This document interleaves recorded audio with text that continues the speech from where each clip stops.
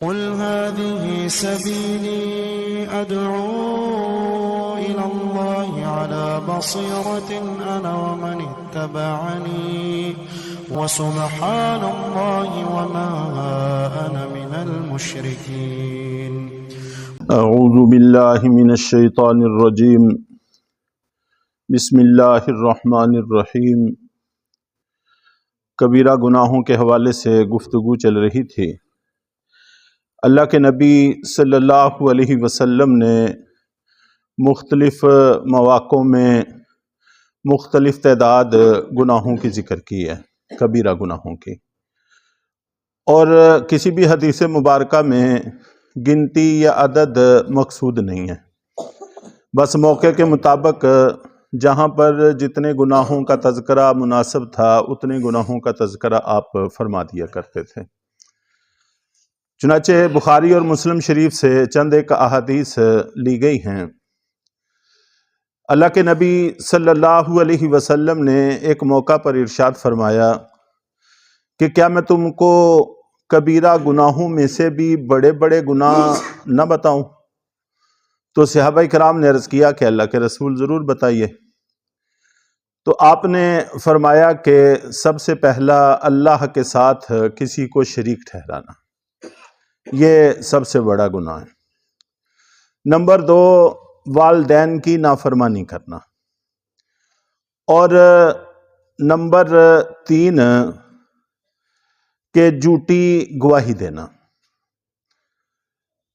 اور بخاری مسلم میں ہی ہے کہ اللہ کے نبی صلی اللہ علیہ وسلم سے کسی نے پوچھا کہ اے اللہ کے رسول، سب سے بڑا گناہ کون سا ہے؟ تو آپ نے ارشاد فرمایا کہ اللہ کے ساتھ کسی کو شریک ٹھہرانا یہ سب سے بڑا گناہ ہے، باوجود اس کے کہ اللہ تعالیٰ نے تم کو پیدا کیا ہے، اللہ تمہارے خالق ہیں، مالک ہیں، رازق ہیں، پھر بھی اللہ کے ساتھ کسی کو شریک ٹھہرانا یہ بہت قباحت کی بات ہے۔ اور اس کے بعد صحابی رسول نے عرض کیا کہ اللہ کے رسول، اس کے بعد سب سے بڑا گناہ کون سا ہے؟ تو آپ نے فرمایا کہ اپنی اولاد کو، بچے کو اس وجہ سے قتل کرنا کہ یہ ہمارے کھانے میں شریک ہوگا، سمجھ لیں کہ تنگ دستی کے ڈر سے، فقر کے ڈر سے۔ قرآن پاک میں بھی اس کا تذکرہ ہے، چاہے پیدا ہونے کے بعد، چاہے پیدا ہونے سے پہلے۔ تو کسی بھی موقع پر صرف اس غرض سے بچے کو ضائع کر دینا، قتل کر دینا کہ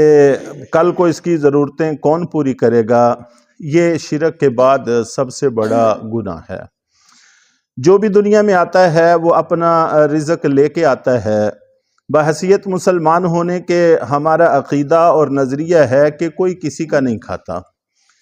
دنیا میں ہر شخص اپنا ہی کھاتا ہے، بس مرضی اس کی یہ ہوتی ہے کہ حلال طریقے سے کھائے یا حرام طریقے سے کھائے، لیکن کھاتا ہر بندہ اپنے ہی قسمت کا ہے۔ تو صحابی نے عرض کیا کہ اللہ کے رسول، اس کے بعد سب سے بڑا گناہ کون سا ہے؟ تو آپ صلی اللہ علیہ وسلم نے ارشاد فرمایا کہ ہمسائے کی خواتین میں سے کسی سے بدکاری کرنا۔ بدکاری بذات خود بہت بڑا گناہ ہے، بڑا سنگین گناہ ہے۔ شریعت میں جتنی سزائیں متعین ہیں ان میں سے سب سے سخت سزا اسی گناہ کی ہے، لیکن خاص طور پر ہمسائے کہ جن کی حفاظت کی ہماری ذمہ داری تھی، جیسے اپنے اہل و عیال کی حفاظت ہماری ذمہ داری ہے، اسی طرح ہمارے ہمسایوں کی حفاظت، مال جان عزت آبرو کی، یہ بھی ہماری ذمہ داری تھی۔ تو راہبر ہی جب راہزن بن جائیں تو یہ دوہرا گناہ ہوتا ہے، تو اس وجہ سے اس میں قباحت اور بھی زیادہ بڑھ جاتی ہے، یہ کبیرہ سے نکل کر اکبر گناہوں میں شامل ہو جاتا ہے۔ اور نبی پاک صلی اللہ علیہ وسلم نے یہ بھی ارشاد فرمایا کہ کبیرہ گناہوں میں سے یہ بھی ہے کہ آدمی اپنے والدین کو یا اپنے والدین میں سے کسی کو گالیاں دے۔ تو صحابہ کرام نے عرض کیا کہ اللہ کے رسول، اپنے والدین کو کوئی گالیاں کیسے دے سکتا ہے؟ خیر کا زمانہ تھا، اس وقت یہ تصور بھی مشکل تھا کہ کوئی آدمی اپنے والدین کو گالیاں دے گا یا ان کو برا بھلا کہے گا، تو یا ان کے سامنے نظر تک اٹھائے گا، اس کا تصور بھی مشکل تھا۔ لیکن اب تو براہ راست والدین کو گالیاں دینا، مار پیٹ اور قتل تک سے گریز نہیں کیا جاتا، اور ایسی مثالیں ہر جگہ پر میسر آ جاتی ہیں آسانی سے۔ تو صحابہ کرام کے زمانے میں چونکہ اس کا تصور بھی نہیں تھا، اس لیے انہوں نے عرض کیا کہ اللہ کے رسول، کوئی اپنے والدین کو گالیاں کیسے دے سکتا ہے؟ تو آپ صلی اللہ علیہ وسلم نے ارشاد فرمایا کہ جب تم کسی کے والدین کو گالیاں دیتے ہو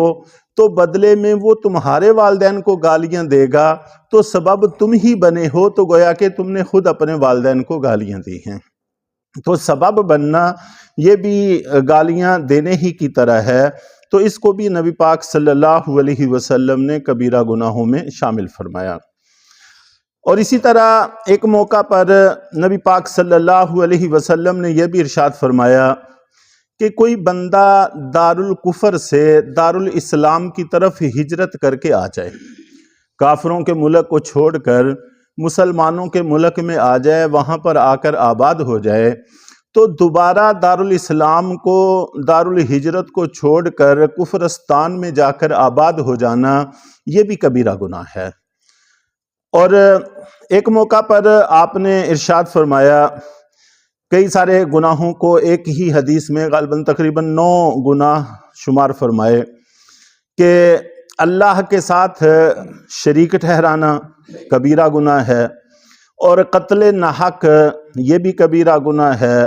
یتیم کا مال کھانا یہ بھی کبیرہ گناہ ہے، اور سود کی آمدن کھانا یہ بھی کبیرہ گناہ ہے، اور میدان جہاد سے بھاگ جانا پیٹھ پھیر کر یہ بھی کبیرہ گناہ ہے، اور پاک دامن کسی خاتون پر تہمت لگانا یہ بھی کبیرہ گناہ ہے، اور والدین کی نافرمانی کرنا یہ بھی کبیرہ گناہ ہے، اور بیت اللہ کی، اللہ کے گھر کی بے حرمتی کرنا یہ بھی کبیرہ گناہ ہے۔ اور ایک موقع پر آپ صلی اللہ علیہ وسلم نے ارشاد فرمایا کہ جھوٹی قسم کھانا اور ضرورت سے زائد پانی روک رکھنا یہ بھی کبیرہ گناہ ہے۔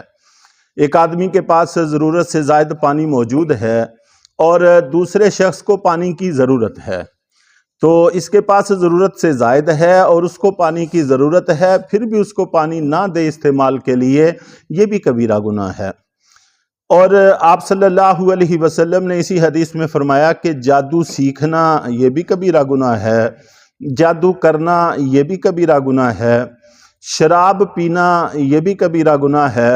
اور پھر شراب کے بارے میں فرمایا کہ یہ اکبر الکبائر ہے، یہ بڑے گناہوں میں سے بھی بڑا گناہ ہے، اور فرمایا کہ یہ ام الفواحش ہے،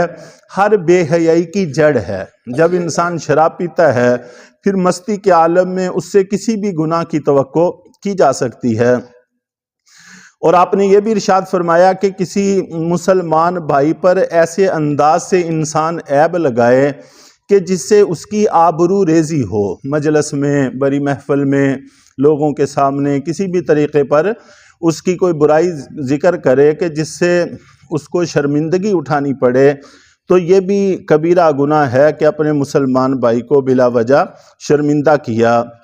اور آپ نبی پاک صلی اللہ علیہ وسلم نے یہ بھی ارشاد فرمایا کہ رحمت سے، اللہ کی رحمت سے مایوس ہو جانا یہ بھی کبیرہ گناہ ہے، اور اللہ کے خوف اور سزا سے بے دھڑک ہو جانا یہ بھی کبیرہ گناہ ہے۔ بلکہ ان کے بیچ میں درمیانہ راستہ اختیار کر کے انسان کو زندگی گزارنی چاہیے۔ گناہ کرنے سے پہلے اللہ کے عذاب اور اس کی سزا سے ڈرنا چاہیے تاکہ انسان گناہ کا ارتکاب نہ کرے، اور اگر خدا نہ خواستہ ہو جائے تو پھر اللہ کی رحمت سے مایوس نہ ہو بلکہ توبہ کر لے تاکہ اللہ تعالیٰ اس کو معاف فرما دیں۔ تو اللہ کی رحمت سے مایوس ہونا یہ بھی کبیرہ گناہ ہے، اور عذاب اور سزا سے بے دھڑک اور بے خوف ہو جانا یہ بھی کبیرہ گناہ ہے۔ اور آپ نبی پاک صلی اللہ علیہ وسلم نے فرمایا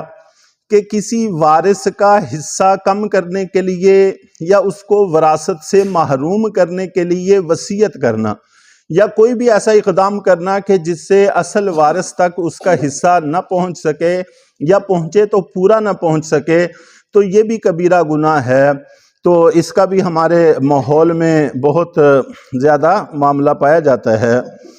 اور آپ نبی پاک صلی اللہ علیہ وسلم کا ایک ارشاد ہے مسلم شریف میں، آپ نے فرمایا کہ خائب و خاسر ہو گئے اور تباہ و برباد ہو گئے، اور اس جملے کو آپ نے 3 دفعہ ارشاد فرمایا۔